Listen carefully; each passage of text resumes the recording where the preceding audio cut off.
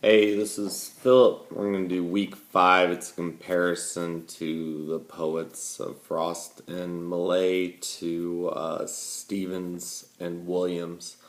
Let's go into Frost and Millay first.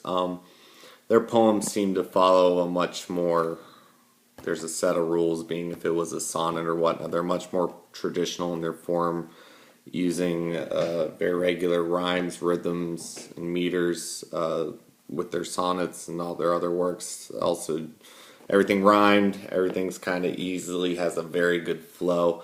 They also seem to draw into being very descriptive a lot more than the ones I'm going to talk about in just a sec. They drew into nature a lot, and they use nature a fair amount as a metaphor. Out of this, they drew some very creative metaphors. The professor highlighted that when he was talking about Frost's poem about the World War One analogy. You might not initially see it, but it's still a very readable poem, and you can easily access with just a very little bit of work, kind of see where he's getting at. Millay and Frost also seem to add a little bit more of their own personality into their work. Frost was known to be just kind of, I think both of them had a little bit of a twinge to the depressive side, a little melancholic. You can see that in a ton of Frost's works, which I personally really like. I think they're really, well, poetic would be kind of a dumb word to use, but they're beautiful in the sense that they kind of have this kind of sad but very descriptive undertone. And Millay has a lot of work about just being a woman, and a lot of feminist undertones to her writings, and she puts her own personal perspective on it.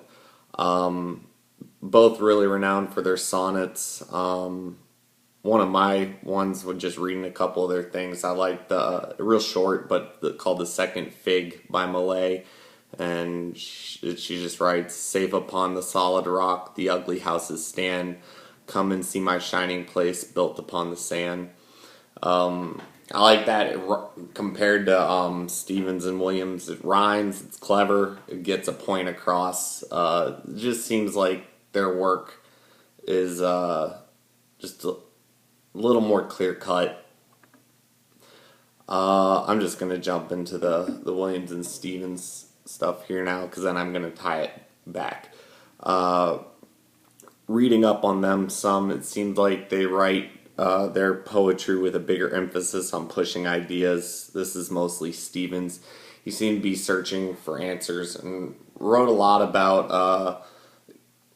a fair amount about God, spirituality, real cryptic, and came to the conclusion that God was created by human imagination. Always seemed to be trying to answer unanswered questions. His work is extremely contemporary and abstract. Williams is very untraditional. Well, he tried to shake things up as far as how poetry was viewed. The Red Wheelbarrow, I read it initially and okay, and then doing a little research on it, he was trying to write a poem as almost as if he was like describing a painting with words. It's very vague. I get it, but personally, this is where I'm going to go out on a limb here. I think I'm going to be in the minority on my opinion of how to compare these two. It does nothing for me. It's kind of clever, but I think it's overrated compared to Frost or Millay.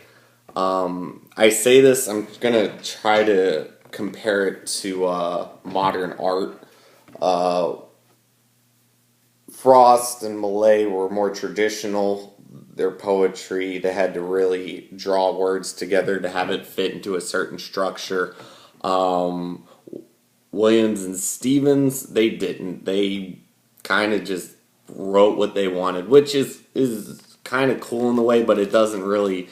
I think it's more creative to have a certain set of rules and then use the words to fill that out and paint a picture, build a story, tell something, than to just write this very cryptic stuff. I understand their cryptic poems are used to kind of, you have to really dig at them to get what they're saying out of it. But being that it's so obscure, it kind of ties into modern art. I know all of these poets came from a kind of upper class, as the professor stated in his podcast. But I'm kind of wondering if Stevens and Williams stuff became popular just because they could market it better. They had better means to do so. I see Frost and Millay. I don't know. They're just, their work seems to be just on a different level. Again, to me personally, much more creative, and you can kind of tie that into modern art. Gets a bunch of grief because I look at it, I'm like, what am I looking at? And then, a bunch of people say, well, you're looking at this, but it seems like it's always that one circle, that one thing that tells me to look at it a certain way. When I just initially look at it, I don't see anything. And so I think they kind of fall into that trap to where it's like, where's the initial pull? Where's the initial draw? And you don't get that with Frost and Millay. Their work's just, it's right there. It's easily accessible and it's brilliant. It's clever.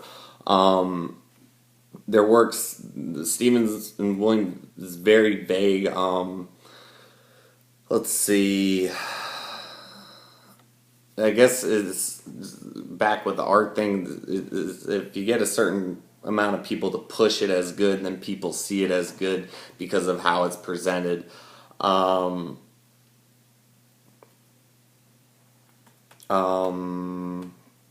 was I going to go with that? Again, maybe it's just personal opinion, but I think there is definitely a different level when comparing the two. Yeah, I think that's really all I got for this this post. I'm interested to hear what other people say, or if other people really find Williams and Stevens find people to be fans of their work, because for me, not so much. But really like Frost. Really like Frost. So we'll go with that, and interested to see what everyone else has to say. Thank you.